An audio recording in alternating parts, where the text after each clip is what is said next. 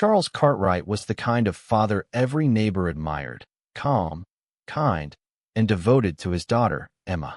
But when Emma vanished without a trace, and the search led back to his basement, the truth left even the most seasoned detectives shaken. What Charles had been hiding beneath his perfect image wasn't just dark, it was unspeakable. Emma Cartwright was the kind of teenager every parent dreamed of, bright, polite, and responsible. She never missed curfew, never skipped school, and always texted when she was running late. That's why, on the rainy afternoon of October 17th, her sudden disappearance sent immediate shockwaves through the small community of Langley Creek. She had left school at her usual time, her last known location marked by security footage from a convenience store just a few blocks from home. Then, she vanished. Her phone was discovered hours later, tossed near a park bench not far from that store. It was wiped clean, no messages, no call logs, not even a wallpaper. Panic set in fast. Her teachers were baffled, her friends confused, and her father, Charles Cartwright, appeared utterly devastated. Within 24 hours, search teams were organized. Volunteers scoured fields, abandoned buildings, and wooded areas. Drones were deployed. Social media flooded with her photo. Police set up a tip line and urged anyone with information to step forward. Emma's case was treated with high priority due to her clean history and the complete lack of clues. There were no witnesses, no signs of struggle, and no ransom note. Her disappearance felt almost surgical, like someone had erased her without leaving a trace. The town, once peaceful, grew paranoid. Parents walked their kids to school. Security cameras went up on every corner. Everyone wondered, if Emma could disappear so suddenly, who would be next? What no one knew yet was that the answer wasn't hidden somewhere outside on a distant street or in the woods. It was buried far closer than they could imagine, right inside the very house where everyone thought they were watching a father grieve. Charles Cartwright quickly became the face of the search for Emma.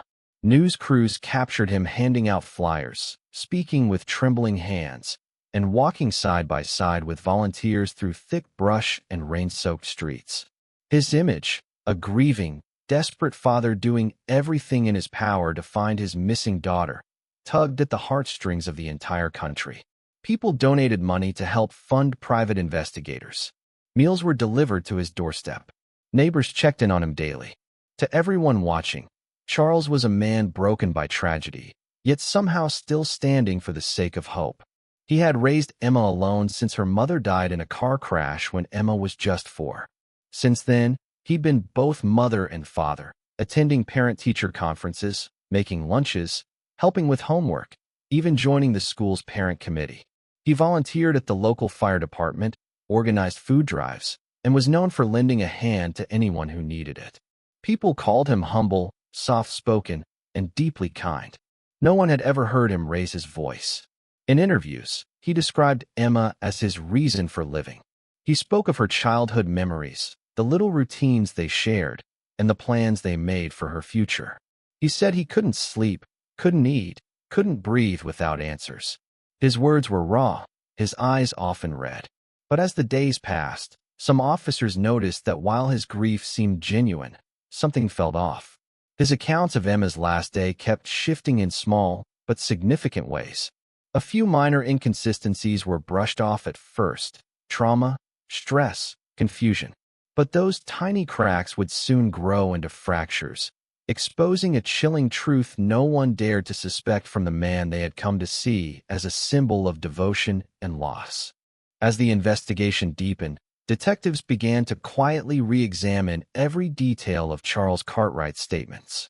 At first glance, his inconsistencies had seemed harmless, easy to attribute to the mental fog of grief. But when patterns started to emerge, the tone of the case shifted. Charles initially told officers that Emma had a dentist appointment the day she disappeared, but when they called the clinic, no appointment had been scheduled in months. Later, he claimed she planned to meet a friend after school, but the friend said they hadn't spoken that week. Small lies, but they didn't belong in a desperate father's timeline. Detectives also noticed Charles had never once tried to contact Emma's phone after she disappeared. No calls, no messages, No desperate attempts to reach out, even though he claimed he had called her nonstop. When questioned, he brushed it off as an error in the records, blaming poor reception in his neighborhood. But cell tower data didn't lie. He hadn't even tried. Police quietly pulled surveillance from nearby stores and traffic cameras. They found footage of Emma walking alone, but Charles hadn't mentioned the street she took that day. His version had her going through the main road. She hadn't. Even stranger, a neighbor's security camera captured Charles's car leaving the house about 15 minutes after Emma would have arrived home, despite him insisting he'd stayed in all day. Still, there wasn't enough to act. Charles wasn't violent, had no record, and passed the initial polygraph. But instincts don't need hard proof to be set off. One officer noted in his report, Charles is either the most unlucky man in this town, or he knows more than he's letting on. It was the first whisper of suspicion that would soon roar into something far darker. 3 weeks after Emma's disappearance, the case seemed to be stalling. No new leads had emerged, and public attention slowly began shifting elsewhere. Then, a call came in from a neighbor who lived directly behind the Cartwright residence. She complained of a strong chemical smell drifting into her backyard, one she described as sharp and sour, like bleach and something rotten. Initially, officers assumed it was harmless. Maybe Charles had been cleaning or fumigating. But the odor had persisted for days, and the neighbor insisted it wasn't normal. A welfare check was scheduled. When officers arrived, Charles greeted them at the door, calm but visibly tense. He claimed he had been deep cleaning the basement to feel productive. His voice shook slightly. He wiped his hands repeatedly on his pants. When asked if they could step inside, he hesitated, then reluctantly agreed. The house looked normal, too normal. Surfaces sparkled. Everything was spotless. But when they reached the basement door, Charles froze. He fumbled with the key, claiming the lock had jammed. After several long minutes, he finally opened it.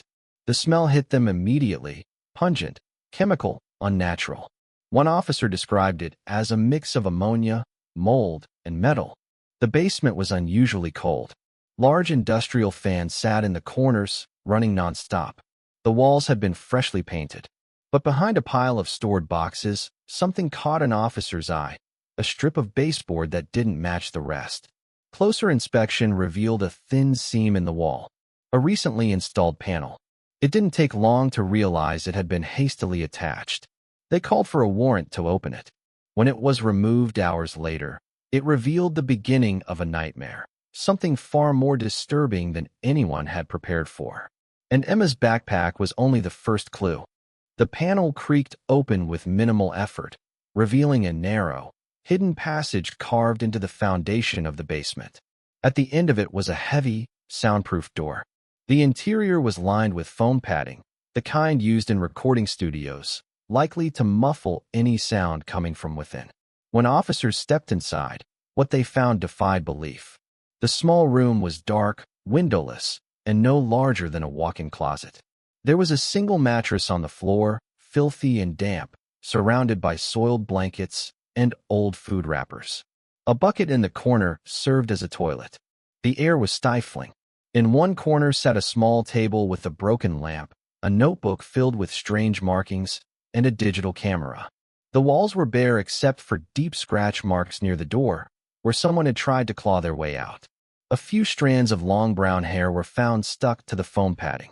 Emma's school backpack sat neatly beside the mattress, still zipped. Inside were her notebooks, some clothes, and a family photo. But Emma wasn't there. A forensic team was called in immediately. They swept every inch of the space for DNA, fingerprints, and trace evidence. It became clear the room had been used recently, and not just for Emma. Age and where suggested this hidden cell had been there for years. It was built deliberately, with care and planning. Charles Cartwright was arrested on the spot, but he refused to speak. No confession, no explanation, no emotion. As word spread about the discovery, the community's image of the grieving father shattered instantly.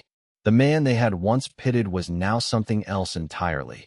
Someone capable of unimaginable deception, and perhaps something even worse. Emma's fate was still uncertain, but now, everyone feared the worst. With Charles Cartwright in custody, investigators turned their attention to his home in full. The house, once seen as the center of a desperate father's grief, was now a crime scene. Inside a locked drawer in his study, officers found a small, fireproof box. Inside were dozens of unmarked VHS tapes and labeled memory cards, each tagged with a name and date. They were immediately sent for digital analysis. What the footage revealed horrified even the most experienced officers. The videos showed a pattern: young girls, all between the ages of 10 and 17, secretly recorded in public places. Parks, schools, grocery stores. Some clips followed them for days, documenting routines, homes, and habits. Others were far worse. Footage taken inside the soundproof basement room, featuring girls visibly frightened, some weeping, others sitting in silence. Most never spoke. None appeared to be Emma. Some of the tapes dated back over 10 years. Investigators recognized two of the names on the tape labels, girls who had gone missing in nearby towns years earlier, cases that had gone cold. At the time, there had been no links between them. Now, a clear connection was forming. Charles wasn't a grieving father who had tragically lost his daughter. He was a serial predator who had been hiding in plain sight for over a decade. The contents of the tapes were so disturbing that several officers were excused from the viewing. The recordings showed methodical planning, manipulation, and long-term captivity. One tape appeared to end abruptly with a loud thud, then silence. The girl in the frame was never seen again. Suddenly, Emma's case wasn't just a missing persons search. It had become part of a much larger nightmare. Investigators feared she might be one of many victims, and the question now wasn't just where she was, but whether she was still alive. While investigators continued to review the disturbing footage, digital forensics experts began digging into Charles Cartwright's computers. On the surface, his files looked ordinary: work documents, old photos, tax records. But buried deep within encrypted folders, they found something far more sinister. One hidden directory, disguised with a generic name, held meticulously organized files containing personal information on dozens of young girls. Each file had a name, age, photo, daily routine, and disturbing notes titled Phases. Many of the girls listed had no connection to Emma. Some were from nearby counties, others from entirely different states. A few names matched known missing persons cases, some dating back nearly 15 years. Each file was marked with progress notes. Entries like Phase 1, Observation, Phase 2, Approach, Phase 3, Silence. Several files were marked completed, but one file remained open, its contents chillingly recent. It was Emma's. Her file included surveillance photos of her at school, on walks, even inside the house, suggesting cameras had been installed without her knowing.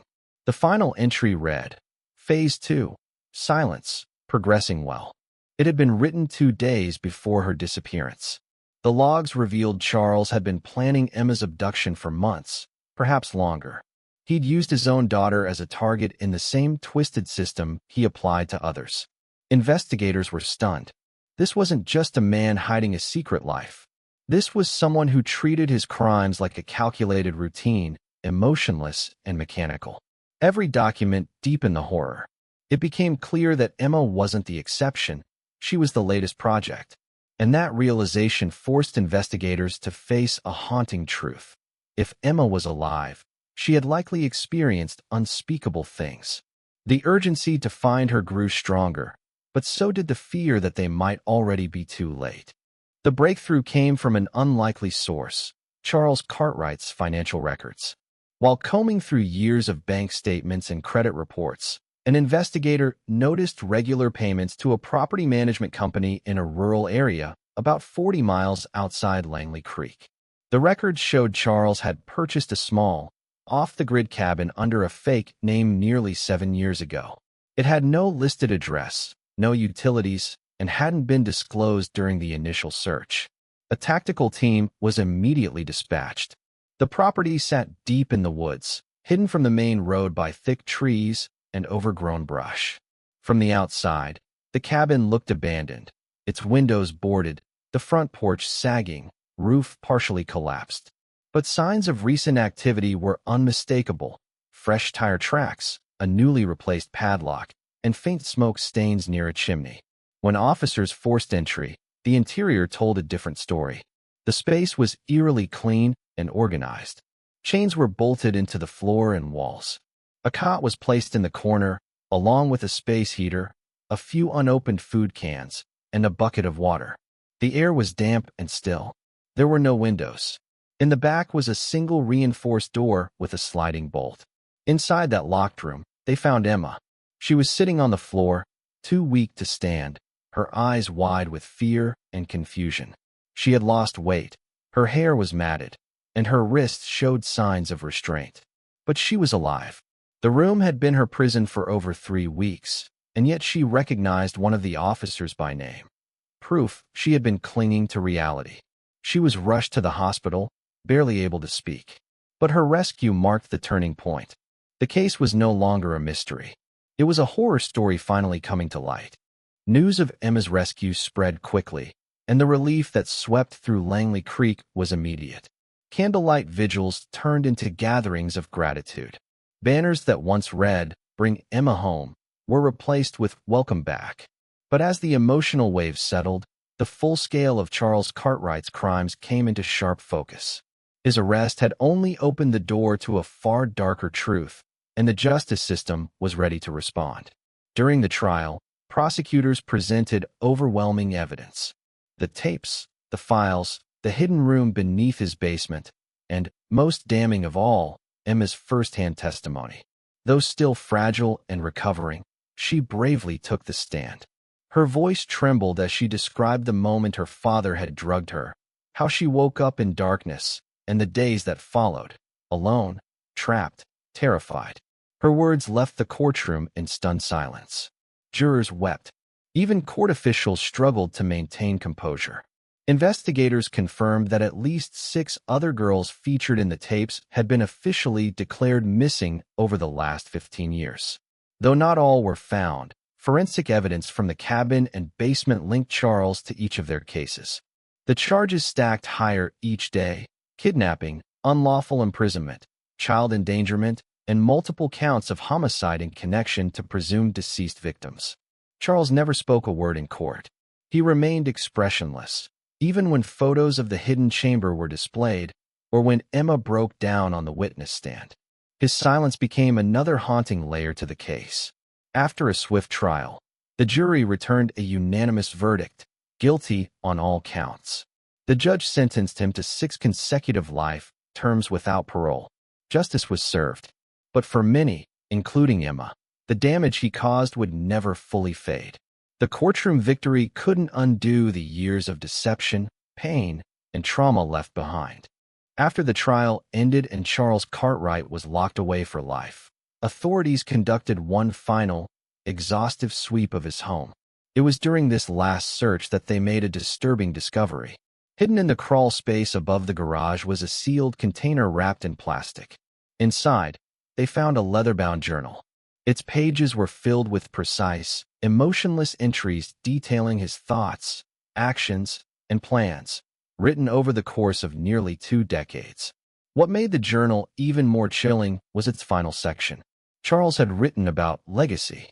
He believed Emma was the perfect subject to carry on his work. Through manipulation and isolation, he intended to groom her into becoming just like him. He described it as passing the torch, documenting how he planned to break her emotionally, then slowly rebuild her in his image. The plan had been interrupted by her early discovery, but the writings confirmed just how deeply disturbed and calculated he had become.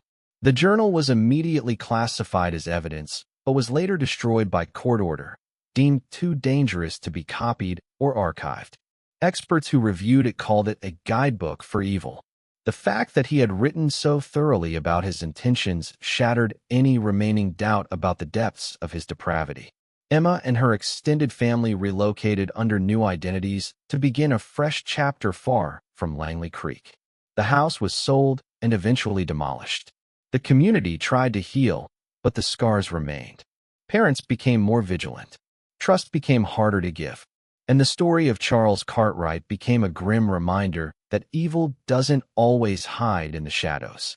Sometimes it wears the mask of love, speaks softly, and lives right next door until the mask finally slips.